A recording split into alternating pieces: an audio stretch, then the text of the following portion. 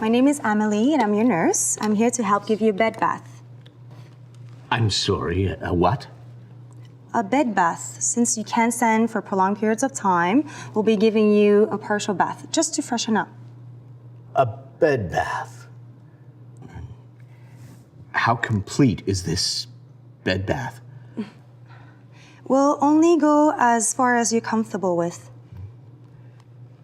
All right, if you have to. Ready for your coffee and donut? Yeah, I could eat. Hi again. Would you like help shaving?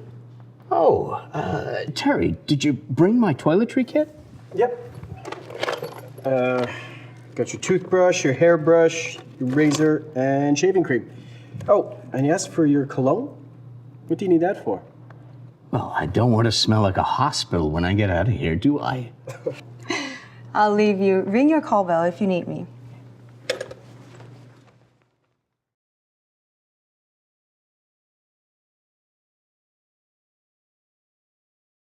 How is she? She's doing very well. Your daughter's in good hands. Yes, thanks. You've all been so wonderful. When can I see her? Right now, we're doing a standard admission of care, which means that we're assessing her current condition. We'll have to watch your daughter very closely. Because she's so young, she may not be breathing well. She'll also need some help to eat, so our doctor or nurse will be putting in something called a nasogastric tube, or NG tube. That way, if she's too tired to breast or bottle feed, we can supplement her through a tube that goes straight to the stomach. Oh no, will that hurt her? It's a little uncomfortable going in, but once it's set up, it shouldn't bother her too much. Don't worry, this is a normal procedure for us. But we can still try to breastfeed her. I mean, she's so small. I know this is very scary, Mr. Mitchell, David, but we'll be there to answer any questions that you may have. And definitely your wife can try to breastfeed her. It's great for both your baby and your wife. How soon? How soon can we see her? It usually takes an hour to do everything that we need to do, but someone will come and get you as soon as we're done. After that, parents are welcome to visit the unit 24 hours a day, every day. What about our parents and other family members? Family members outside the parents can visit between 6 and 8, one visitor at a time, and they must be accompanied by either you or your wife. Okay. It's very important that we maintain a quiet environment. Many of our babies are premature or very sick infants, and they need to get a lot of rest, which is not that easy to get in a hospital. Yeah, that's right. Except I have a big family. There's my dad and my mom, and I have 3 older sisters, and all these nieces and nephews. Everyone wants to see the baby. I'm sure they'll understand that this is a special situation. Tell them that a premature baby is always at risk. There's danger of infection. Yeah, that's good. They'll understand that. When you come visit, make sure to wash your hands before you enter the unit and whenever you touch anything in the unit. Okay, yeah, I understand. Does that mean I can hold her? I really can't wait to hold her. Oh, I'm sorry. I didn't mean to say that you couldn't hold her. We really encourage our parents to hold their babies.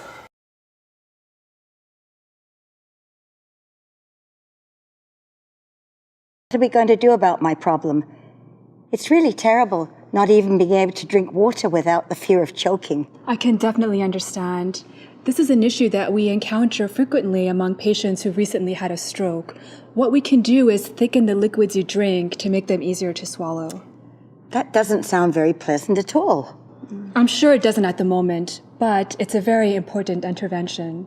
One of the biggest dangers in not being able to swallow, which we call dysphagia in medical terms, is the risk of liquid getting into your lungs, which can cause further complications. What we want to do is to avoid this, if at all possible. You and me both. And Jenny, may I ask you a question? Of course, go ahead. Will I ever be able to eat on my own again? This is really getting to me. I know this is very hard for you, but the truth is nobody knows for sure. And we won't get a better idea until you've started practicing and working with Sue. You basically have to learn how to swallow again. But hopefully, with help from Sue, you'll get back to your old self. All right. But I just wish I knew what was going to happen. And I wish I knew how to answer your question, but I think it's very important that we are honest with each other so you know what to expect. Yes, you're right. Thank you. I'll see you later.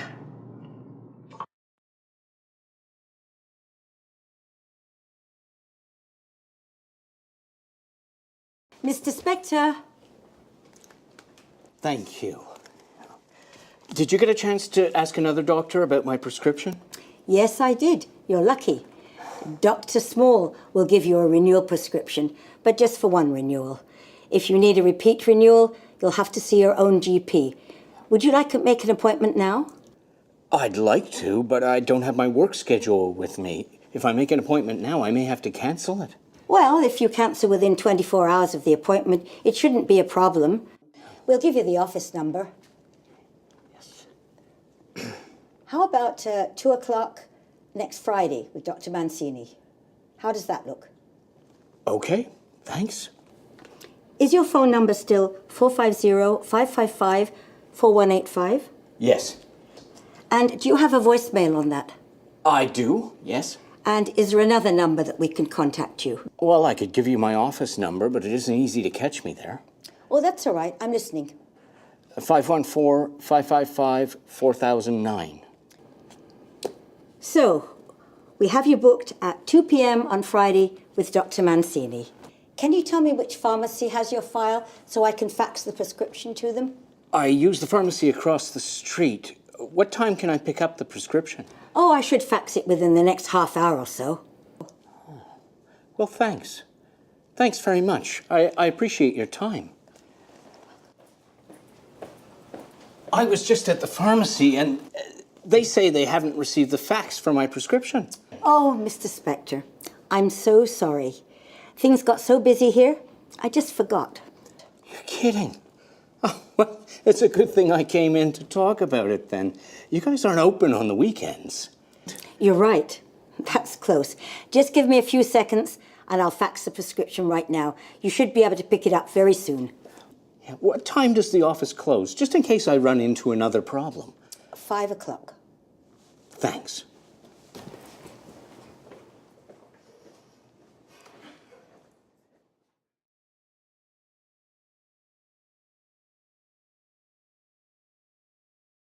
My name is Nadine Sarto. I'm the nutritionist.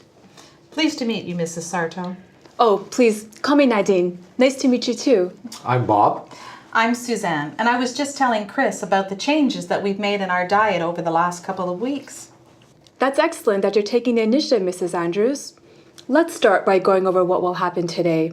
We'll go over some of the foods that you've been eating recently and some of the foods which you've eaten in the past. Just about everything.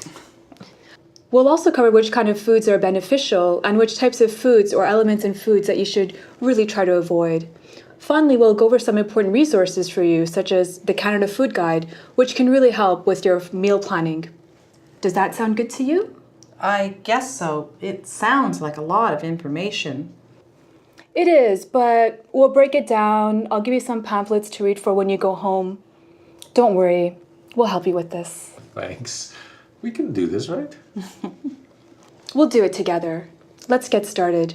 Why don't we start with you telling us which kind of changes you've made to your diet since the last time you visited? Well, quite a few actually. I've tried to cut back on the amount of sugar I eat. My mother always said a meal was just not complete without something sweet at the end. I think that's why I've always had a sweet tooth. Anyway, I was telling Chris that we're not eating as much carbs and we're trying brown rice instead. I know it doesn't seem like a lot, but it's a big change for us.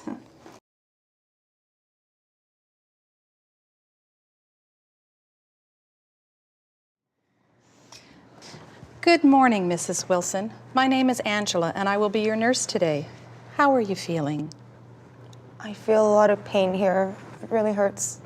That's part of the recovering from a C-section. It'll get better. Tell me, on a scale from 0 to 10, 0 being not very much pain and 10 being terrible pain, how would you rate your pain? 6, maybe a 7. Okay, I'll get you some medication for pain as soon as we're done. That sounds good. How is my baby doing? My husband has been up and down all night and I haven't seen her yet. What have the doctors and nurses been saying about your daughter and how she's doing? They've told my husband that she's stable, whatever that means. They put her on a monitor because she might not be able to breathe on her own. How is that stable? I know this frightens you. Because premature babies are so small, they don't often remember to breathe on their own. The monitor is there to help us in case she doesn't breathe fast enough. If that happens, we usually just need to give her a little nudge to stimulate her a bit, and she should get right back to breathing on her own. I know, my husband has tried to explain it. I kind of understand, but I think it would really help if I can see her for myself. I totally agree. Seeing her will help to reassure you.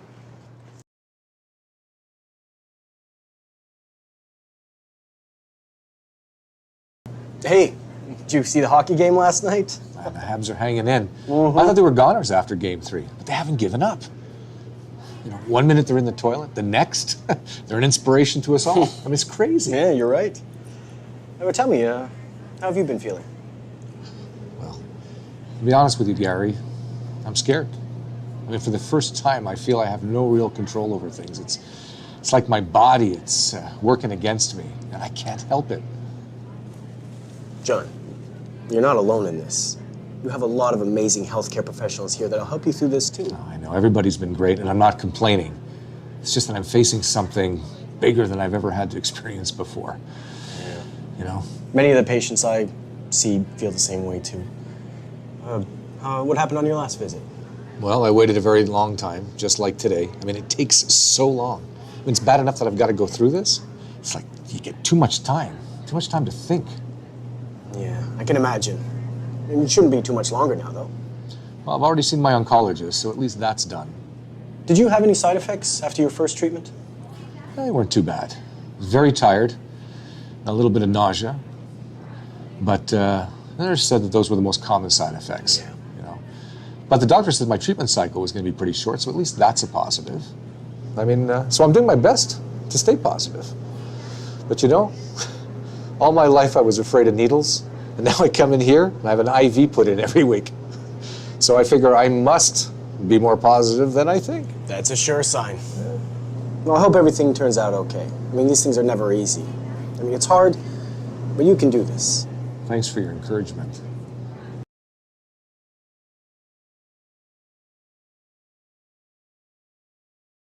I almost had a heart attack last week, you know. You almost had a heart attack? What happened? I was visiting my friend in the hospital. I was in the cafeteria. I had just ordered a cup of tea, and suddenly, I got very dizzy. I couldn't breathe. I was having these pains in my chest. What happened then? Well, they wheeled me over to emergency, and they checked me out. I had 3 doctors taking care of me. So, did you have a heart attack? It turned out it was nothing, thank God. They told me that chest pains can be a symptom of heart attack, but most often they don't end in one. They assured me I have a strong heart and told me I could go home. Whenever they tell me not to worry, that's when I start worrying.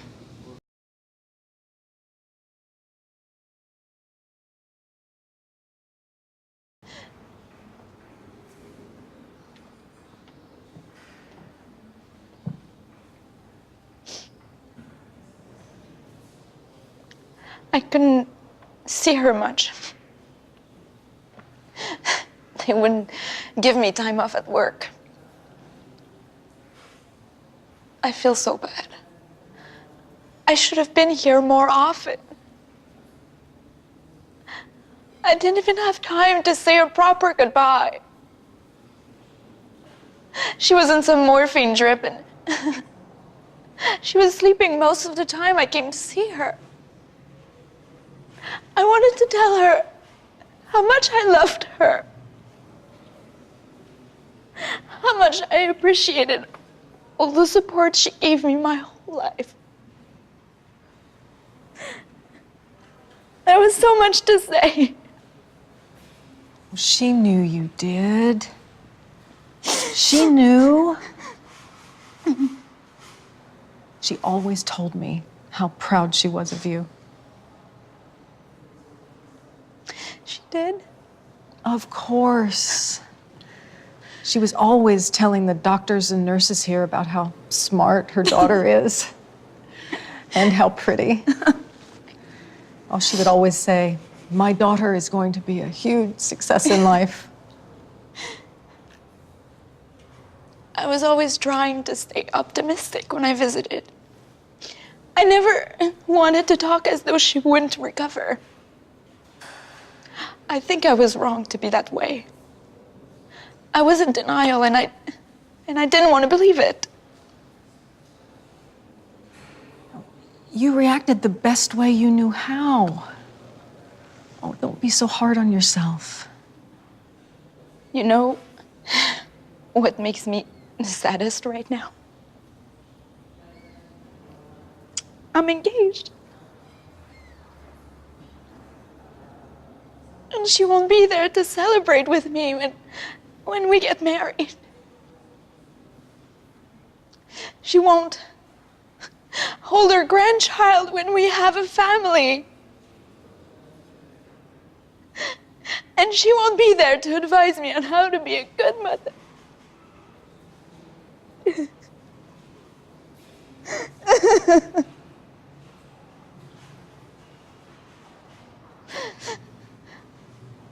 I understand. It's a huge loss.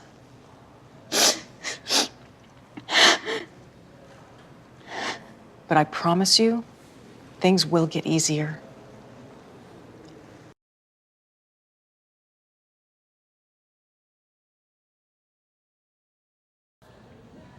So what'd I get in trouble for this time? Well, apparently, you said some very disturbing things to your French teacher and the cafeteria staff. You were saying things to them and some of the other students that was not only disturbing, but also frightening. Exactly, I was talking to them, not you. Who the fuck are you anyway? My name is Tom. I'm a social worker that works for the school board. I'm here to evaluate the situation. I get called in when things like this happen. If you have problems, my job is to help you find a solution. If you don't want to talk, there will be repercussions. You'll face disciplinary measures with the director. It's your call. Those people talking shit are the problem, right? So don't you start being a part of them too. I'm fucking sick of this shit. I can't take any more of white bitches like you telling me what to do. I'm not going to sit here listening to you if you use that language when we talk. We can have a conversation about your feelings, but you have to express those feelings without insulting or threatening me. What's the matter, Tom? You mad because I say how I feel? Whatever, it's all the same shit with you pussies. If you sit there, I'm going to assume you're choosing to stay and work things out with me because you don't want to be expelled. Is that right? Sure. I'll sit here and listen to your bullshit advice. It's not gonna change anything. I still know who I don't want to talk to. I know who's out to get me. And I sure as hell don't want to work with people like you, whether it's white or black. But you're hanging in with me even though you don't trust me. And you came back to high school at 19 to get your diploma? I mean, that takes a lot of strength and discipline. Look, man, that's all bullshit and you know it. All right, so do me a favor and stop trying to turn everything I say into some make-nice statement. What do you want to get out of our work together? We don't work together. I want to get the fuck out of here. And I want white bitches like you to stop trying to tell me what to do. When you yell at people and insult them, people think you're acting violent and they become afraid. Look at me. Can you promise to keep calm while we talk? We talk calmly together and find a solution for your behavior problems. Otherwise, I involve the police. You're gonna call the fucking cops on me? Who the hell do you think you are anyway?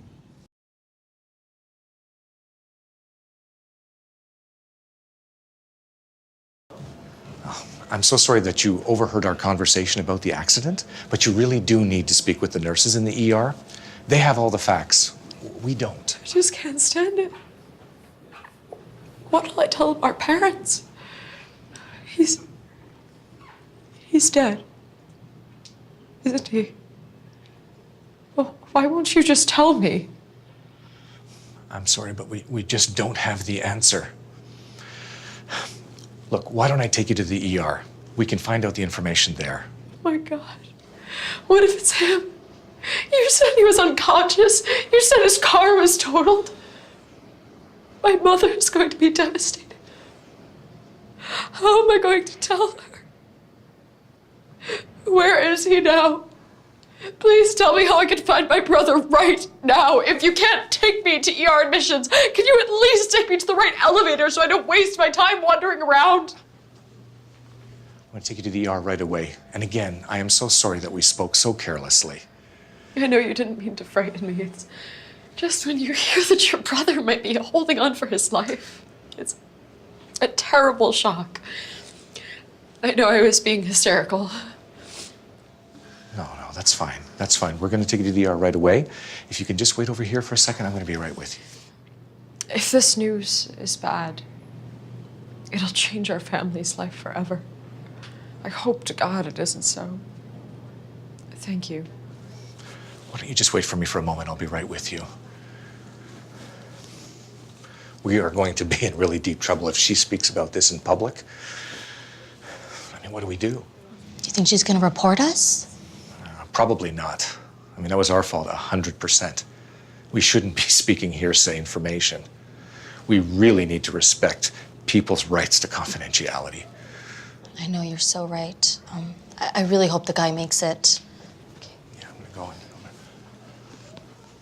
Just over here.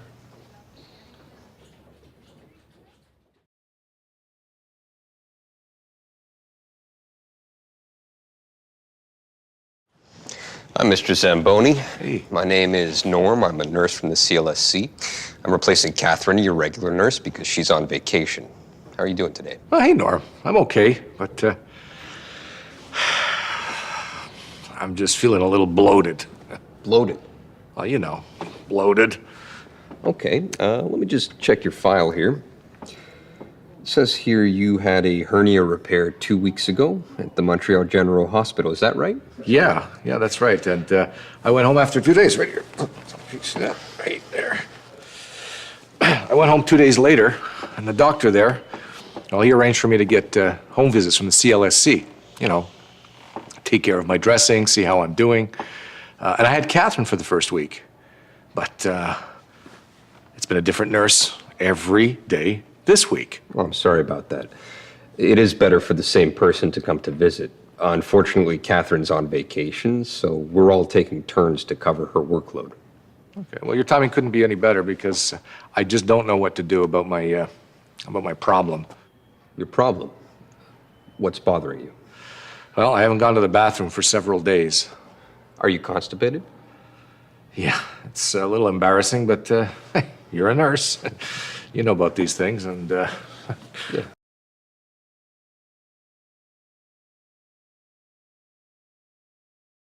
I visited her 2 years ago. Her apartment was a terrible mess. I told her if she didn't come, I would have her declared incompetent. So she agreed. Mrs. McCoy, it sounds like you threatened your mother before she moved in. Mrs. Richard, do you agree with what your daughter says? Were you forced to move in with her against your will? I felt really fragile after my operation. I didn't want to keep fighting, but you see, here we are, and we are still fighting about where I live. I want to live on my own. But you can't live on your own. You can't get around enough to shop, to cook, to clean. It's a crazy idea. Do you agree with that, Mrs. Richard? Are you able to manage your shopping, cooking, etc. by yourself? Well, I don't know, but there must be somewhere else I can live. I won't have it. It's a dangerous idea. It's dangerous for you because you won't have my $1,200 a month. You know, I can't understand why you can't decide how much money I should spend. You have to give me back my bank card so I can do my own banking. hold on a minute. This is all moving a little fast. I need to get some things clear. Mrs. McCoy, is that right? Did your mother give you her bank cards and she pays room and board? Yes, I pay her $1,200 a month for room and board. And how is this payment made? She just takes it. She has all my cards. She even have my Medicare card. She made me call the bank so she can withdraw money from my account. So what you're saying, Mrs. Richard, is that you don't have access to your own bank accounts. Mrs. McCoy, is this true? Well, first of all, she can't get around without a walker. And secondly, why should she? I'm her daughter. I take out the money she needs and I give it to her. If she spends it on reasonable things, I try to limit it so she won't spend it all on cigarettes and lotto tickets. She doesn't have that much money.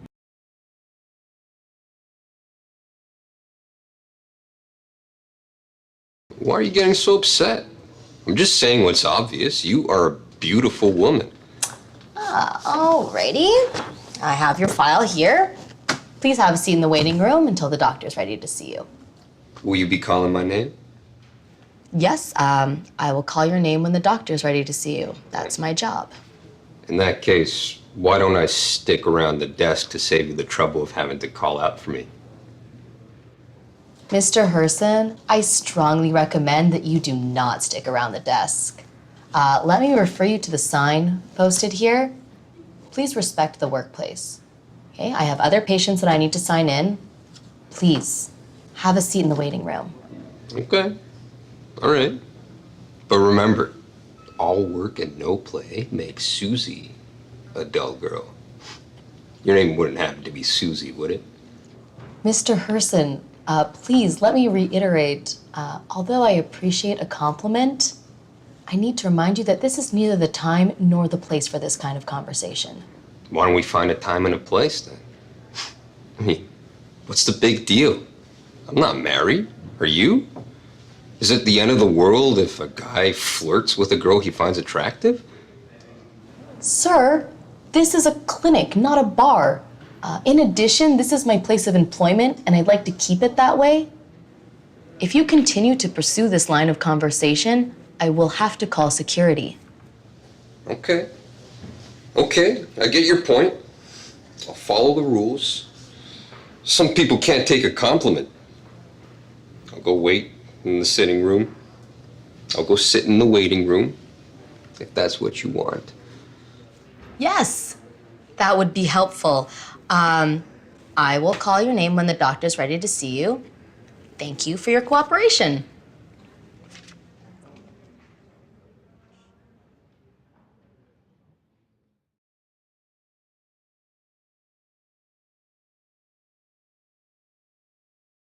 So your mother can't take the kids anymore? Well, it's more than that. She's got a new boyfriend, so she's on top of the world. You know, she works during the day, and at night she wants some alone time with her Freddie. I said, how can I manage it? She said, well, Letitia, you should have thought of that before. I'm not going to be around here forever. She learns to take some responsibility. That's a hard thing to hear. Yeah, well, I've been a huge disappointment to her. You've got a lot on your shoulders. Let's not forget where you came from. I know.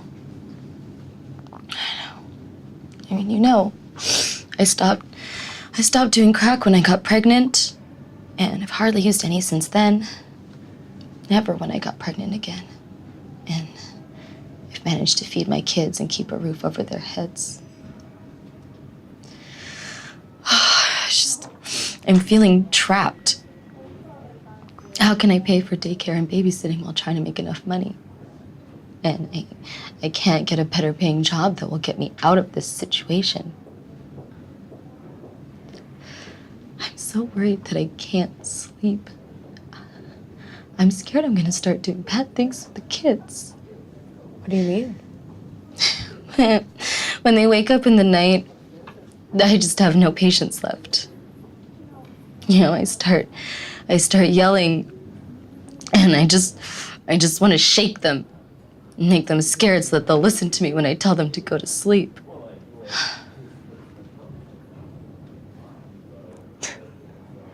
I hate myself.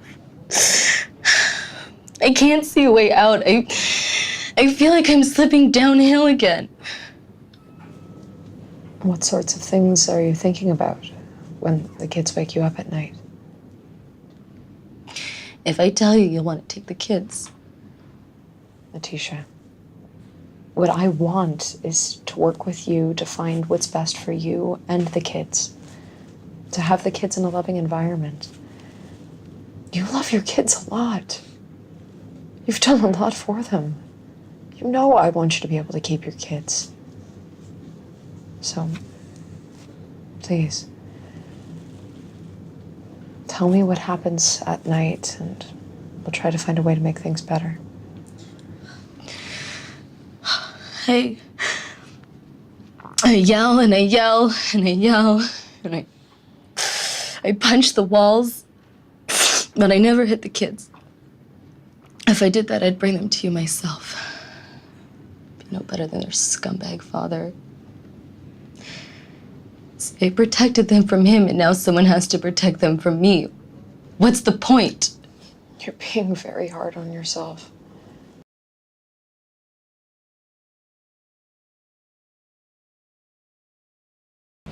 Muriel, could you give us a few minutes? I'm gonna be talking too, right? Of course. I just need to catch up with Mrs. Dirk. Okay, I'll be upstairs in my room. Has she made a complaint? Because if she has, I have something to say about it. Those people are mental patients who can't live on their own. And now they're lucky enough to be living in group homes so owners like myself can take care of them. I'm not saying they're crazy dangerous, but they are crazy and they make me crazy sometimes too. Everyone knows that Muriel likes to be the center of attention. Mrs. Dirk, I can tell that you're very emotional about this. Let me explain my role here. I have to ensure that you have the means to provide a good quality of life for your residents, that they live as close as possible to a regular life in the community. So when something is brought to my attention, I don't ignore it. I bring it up to you and the residents, and we have discussions on how to find solutions. And I have to remind you that if Muriel says something that you don't agree with, you still have to respect her opinion. Muriel, is there something you want to say to me? Mrs. Dirk, let's first tell Muriel what we've just discussed. Muriel, I was just explaining to Mrs. Dirk that we're having a conversation to find a solution that works for everyone. Why don't we start by you telling me what you like about living here? Well, I like Mrs. Dirk. She's so nice and she takes care of us. She even has a pizza night once a month. I feel safe here. I don't want to leave. I don't know where I'd have to go if I had to leave. You don't have to leave, dear. This is one big family here. If you had any wish for a place to live, what would it look like? Well, Mrs. Dirk would be there, and we'd have a big backyard and air conditioning in our rooms when it got really hot, and we'd have our own fridge upstairs. You already have your own refrigerator in your apartment? Yeah, but it's locked. We have to have breakfast together downstairs in your apartment at 8 every morning. I want the fridge upstairs to be unlocked so we can put milk, bread, eggs, maybe some juice or fruit in it. That way we can make our own breakfast upstairs whenever we get up. But I make you such good breakfast. And beside, if you didn't get up for breakfast, you would sleep all day.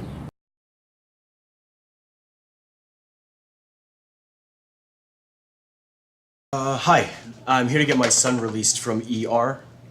They were treating him for a broken arm. Oh, poor guy. That's too bad. Yeah, I just need the form outlining the procedure. He gave me this. Okay. And then his Medicare card. Yeah, that's the socialized medical system you have here, right? Does that mean it's free? I mean, the government pays, right? Well, not exactly. You see, every Canadian pays into the system from the time they begin working, so it creates a social net under which all Canadians are covered. But it doesn't cover tourists who haven't paid into the system. I'm guessing you're not a local resident, am I right? No, unfortunately not. My family and I are visiting from California. My brother and his family live here. I don't know how they deal with all the cold. I mean, he told me you just went through the coldest winter in recorded history. Where I live, it doesn't go below 50 degrees, as you probably know. That's Fahrenheit. I don't know what that is in Celsius. Yeah, 50 degrees Fahrenheit's around 10 degrees Celsius. Yeah, that's balmy weather here. That's beautiful. Yeah, the winter can sometimes make you second guess choosing to live here. Oh, you have a wonderful city.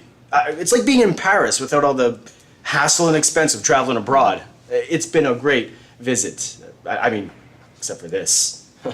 Andy and his cousin went tobogganing, and they didn't see the sign that said not to proceed past a certain point. They went straight through some bushes at the bottom of the hill, and he broke his arm. Do you think maybe he did see the sign and chose to ignore it?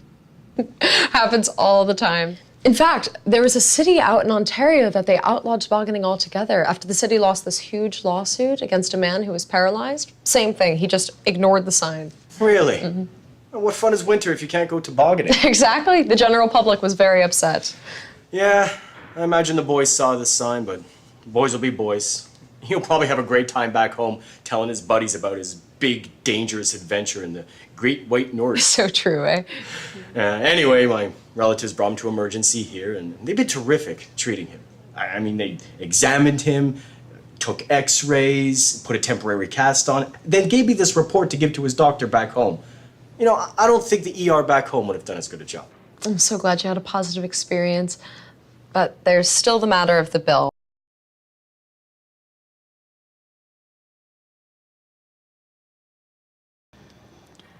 May I ask how old you are?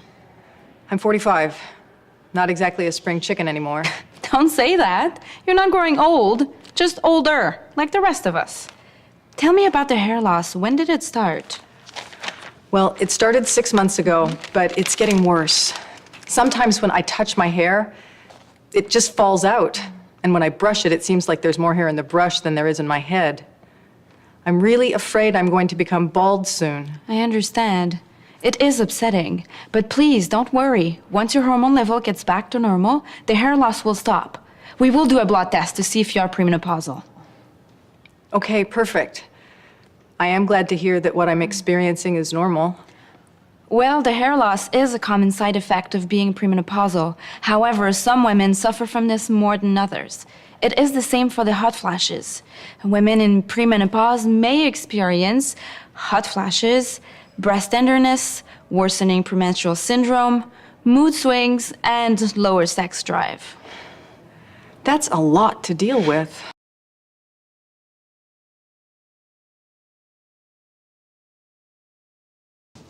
What's the problem? Well, the problem is my wife's room. She was admitted to emergency last night with a suspected head injury. Okay? And then she was put in a room on a stretcher and then kicked back down into the hallway where she stayed until 3 o'clock in the morning. Then they moved her into a room the size of a closet with 3 other people where they were all literally in each other's lap. They're going to be keeping her there for the next couple of days to run some tests. So I need to speak to the person in charge of assigning rooms. That would be me. My name is Michael. I'm the unit coordinator. What can I do to help? I have private insurance, and I want a private room before she has to go through another minute of unnecessary discomfort. You're Mr. Gray? No, Reed. Fred Reed. Gray is my wife's maiden name. Yes, Mr. Reed, I understand your concern. The problem is the unit is overflowing at the moment and no private rooms are available. When the emergency room is full, we are obliged to accommodate the overflow, which means we have much less space available for patients and their families. You don't seem to understand. We came to this unit at 3 a.m. after spending 12 hours in emergency, okay? We're exhausted. My wife is in pain, and she got put in a small little room with 3 other people and an elderly woman who's confused and who's calling out all night. We didn't get a wink of sleep. There's got to be something that can be done. Believe me, Mr. Reed, I am well aware of the space shortages in this hospital. I pay for private insurance. Why can't I get the services that I deserve? Are you telling me that I got to just stand around and watch my wife get worse? Please, Mr. Reed, raising your voice won't solve anything.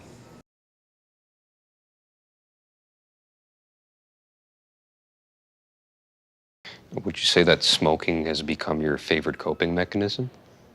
Well, with all the stress, it's certainly hard for me to cut back. Actually, that's why I wanted to speak with you today. One of my staff nurses reported that she could smell cigarette smoke coming from Ellen's bathroom. Do you know why this might be? Well, you know I'm here around the clock, and I don't want to leave her side. What do you want me to do? If I were to go downstairs and something were to happen, I'd never forgive myself. So yeah, I take a few puffs in the bathroom when I'm desperate. And when I steal the smoke in there, it's like being on a plane waiting for the alarm to go off. Seriously, I know it's not allowed, but I don't have an alternative.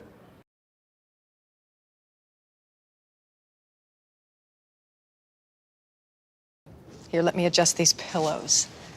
Is that better? Now, what seems to be the problem? Yes, I asked you to come because I want to report a theft. A theft? Shh. What happened? Maria, the lady in the bed next to mine, she stole my wallet. I can't find it anywhere. I know it was her. She's been looking at me all morning with a guilty look on her face. Do you really think that Mrs. Segundo would take your wallet? She's a nice lady, and besides, she can't get out of bed without assistance. It's hard to believe that she would actually do something like that, even if she could get out of bed. Why don't you believe me? She stole my wallet and there was $100 in it.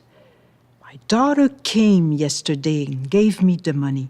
She gave me $100 so I can pay for my taxi when I leave the hospital. It was definitely her.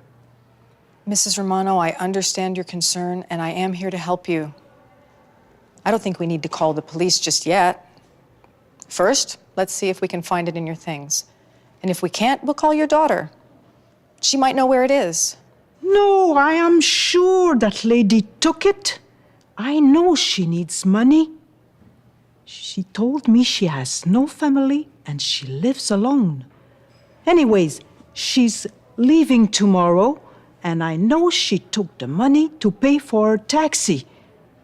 Mrs. Romano, I can see that you're upset, but please don't jump to conclusions.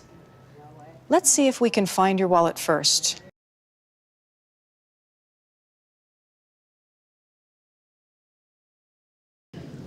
How can I help?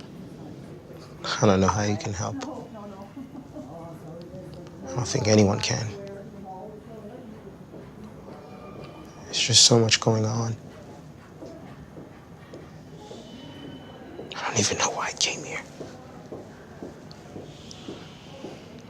The last time I was here, the social worker ended up taking me to the hospital. I got out, and 3 months later, here I am again feeling like crap. I can't go to the hospital again. I mean, what's the point? I'll be no better off than a dog chasing its tail. Maybe if you told me more about the things that you're feeling hopeless about, we could come up with a plan together. Tell me what's going on with you.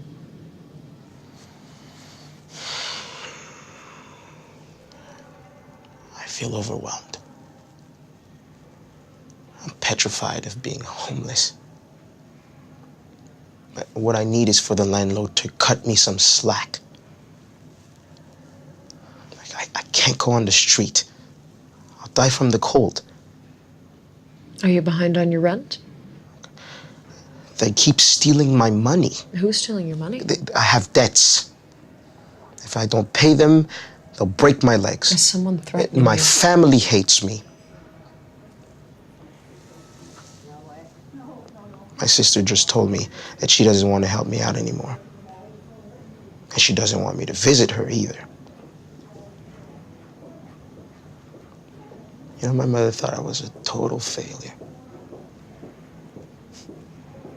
You're probably right.